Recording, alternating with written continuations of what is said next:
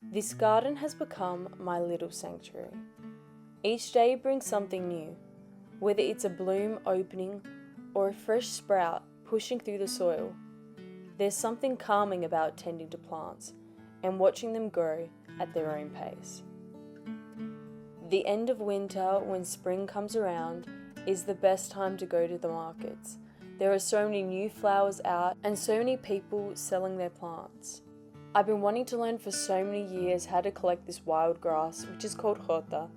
And once winter was over and it was early spring and it just rained, me and my friend the next day went out with her mum to start collecting.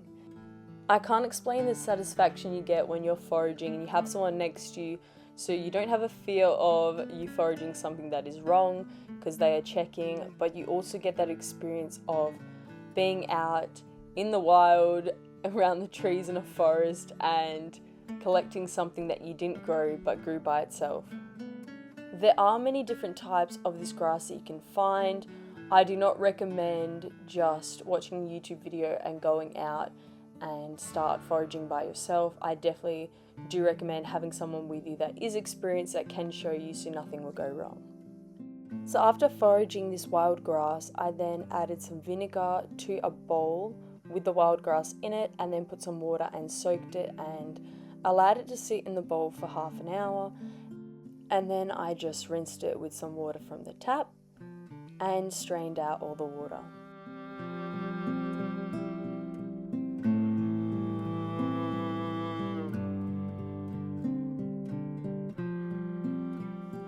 Then I put some water to boil and I added in all the jota and I allowed it to boil until it was nice and soft.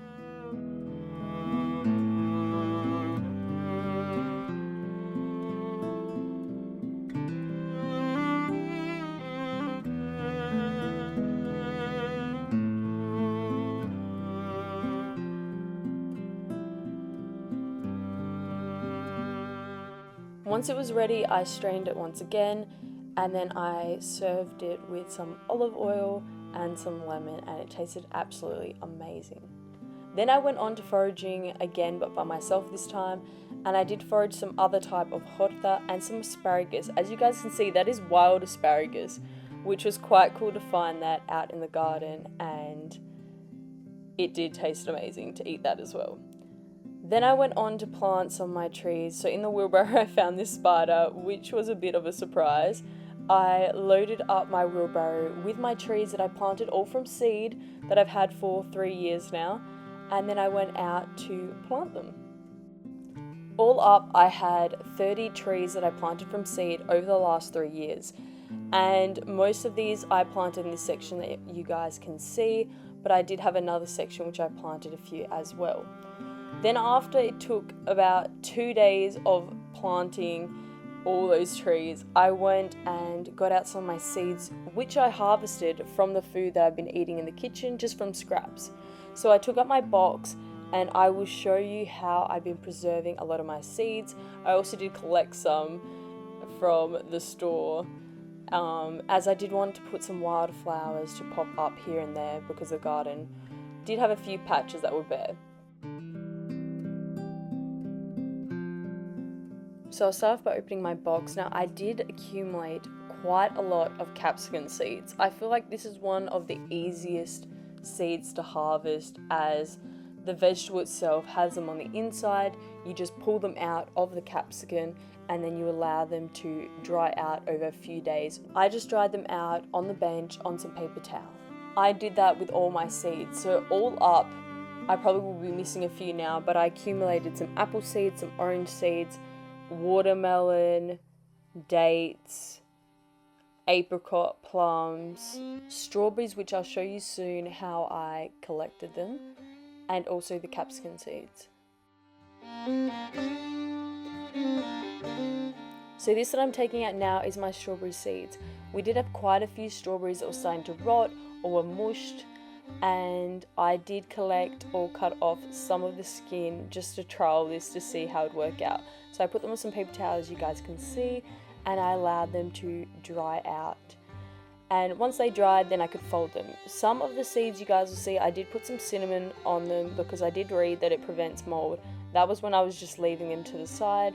But as you guys can see, I've accumulated so many different seeds, and I'm only now, after quite a few years, opening them up now that I have space in my garden to actually be able to plant them, because beforehand we didn't have any space out in the backyard and we only had pots. So I decided now that I do have a bigger backyard for me to start actually planting everything that I've got.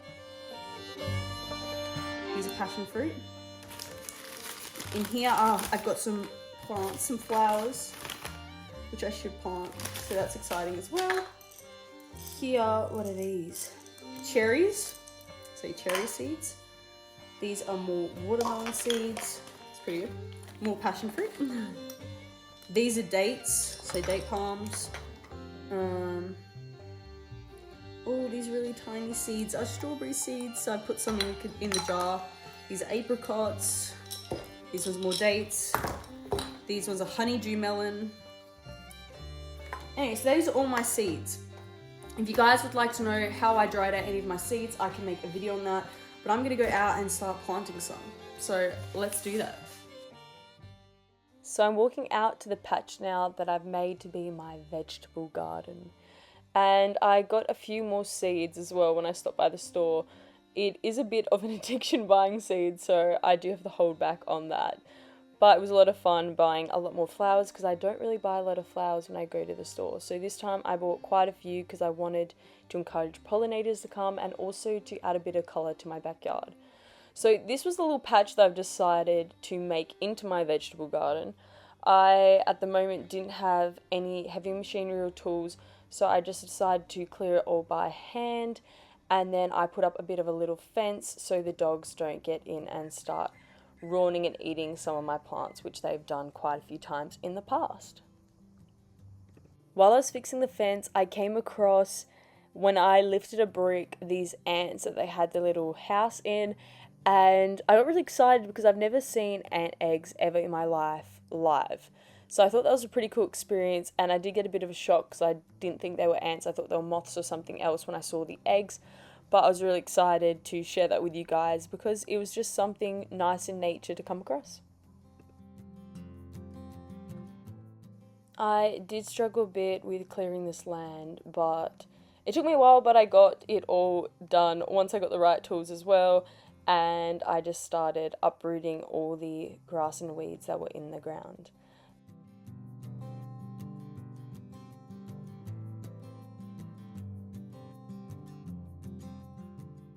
Then I found some material from the garden that I decided to lay down as a ground cover to help keep now all the moisture into the soil and to protect the soil in this area because I will start planting soon after this.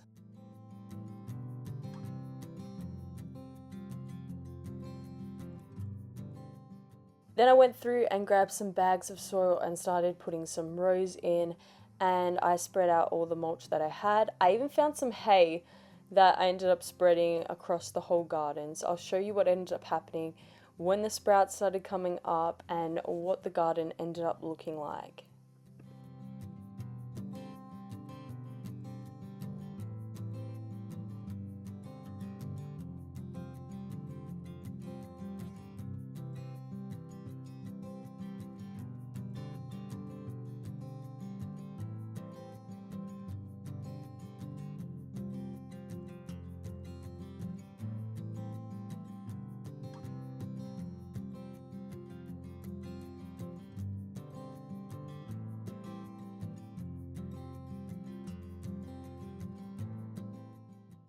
As you guys can see from the last video, there is a lot more greenery in that garden and a lot more plants have started popping up now slowly. One of the most exciting plants that we have in our garden is our grapevines. They are so big and so beautiful. I don't know how many years old they are, but they are bearing a lot of grapes. So I'm thinking this might be our first year of collecting grapes and also making wine, which I would absolutely love to make wine with. And we are going to get it tested out to see maybe if we can make vinegar as well. But it's going to be a lot of fun experimenting and trialing and seeing what we can do now with all this produce that we'll be collecting soon.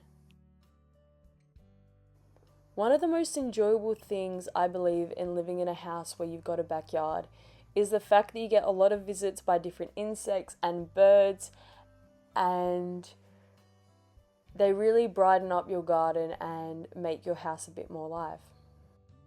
One of the biggest satisfactions you get after you've planted a few seeds is when they sprout and they start growing. So these are my seeds quite a few weeks ago, and this is it now.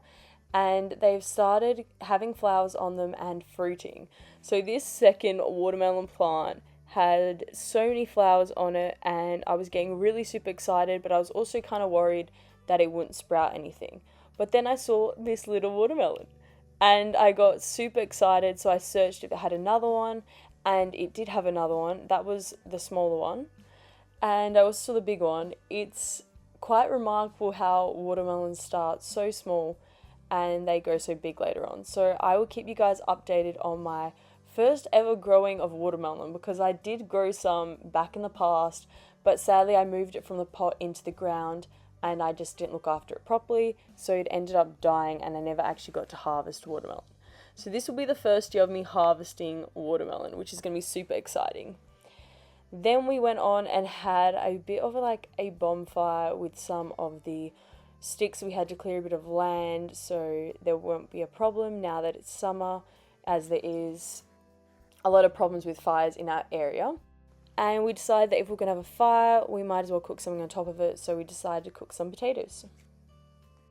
One of the most crazy things that I saw was some wild pigs when I was driving one night home. And I do think that is something that a lot of city people don't really acknowledge, and they don't really think about the fact that there's so much wildlife when you just go a bit further out of the city.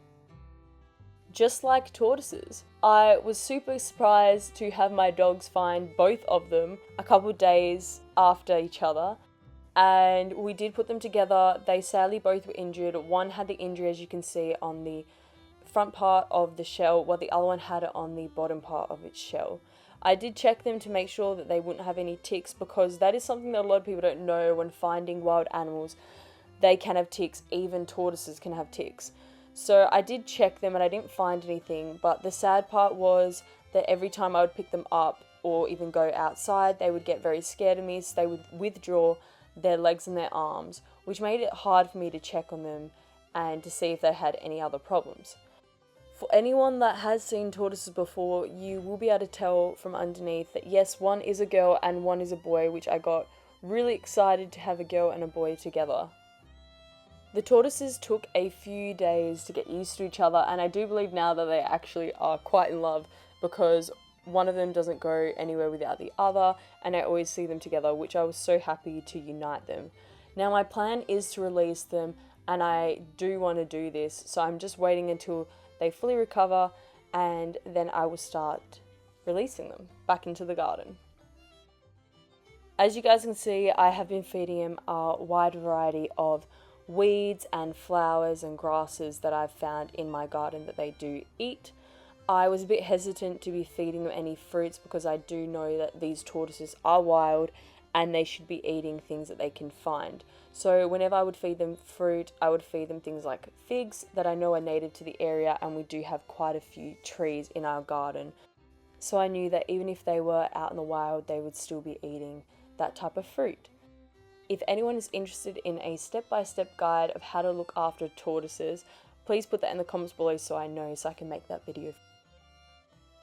So a lot of you guys that own your own animals will know this, that a lot of animals do have some healthcare that needs to be provided. For me, I did find that my tortoises had some ticks, and I didn't realize this until they became comfortable with me and they didn't withdraw their arms and their head in whenever I picked them up. As soon as I saw this, I slowly put the tortoise down.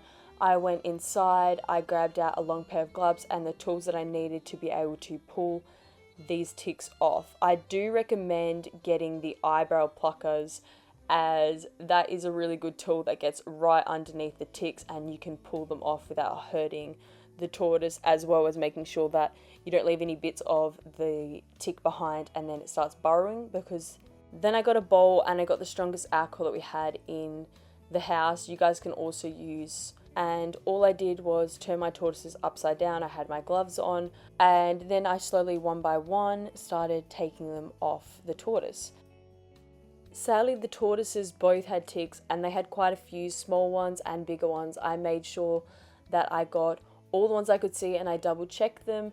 And the reason why I got that really strong alcohol is once I took the tick off the tortoise, I squished them as hard as I could, and then I put them inside the alcohol. Now the alcohol, they do start drowning them because it is strong, it does kill them. You guys could have used bleach or any other strong chemicals that you guys have at home, but I tried to do the most natural way possible. So as you guys can see, the whole place is just full of flowers and roses. I planted these roses and I have been putting some crushed eggshells that I dried out and turned to powder on top of them.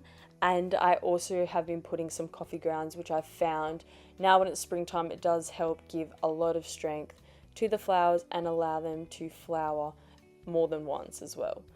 Now there's something about roses and flowers that just make the garden seem so much nicer and inviting.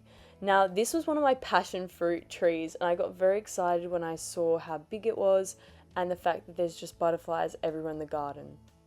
I would recommend any of you guys that are thinking of getting a big backyard or starting a homestead to start it, and I'm super excited to share this first video with you guys of me on my homestead because I've waited so many years and it's finally here.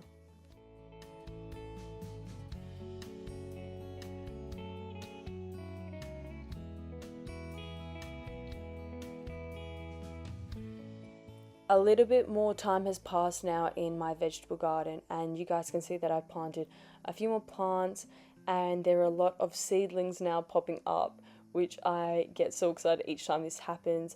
I have some basil and I had some mint growing through. I also had some oregano. So that was real exciting having some herbs that are seeding. And as you guys can see, this is chamomile for chamomile tea that was growing there. I've got a bit of spring onion and some onions growing.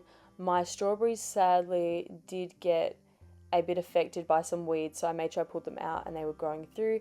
And this is some baby watermelon that has started popping up, which again I'm so excited for as we're going to have a lot of watermelon. And that's my sunflower plant, which sadly hasn't been doing that well. So if you guys know anything that I could add to that plant to help it, to revive it, please let me know. And I guess the plant that I've been most excited to show you guys is my tomato plant. Now these tomatoes popped out of nowhere. I did start planting them from a few seeds of tomatoes that were starting to go a bit off or a bit mushy, and now there's a whole plant from it. So that was super exciting to see that and to be soon harvesting some tomatoes when they come up.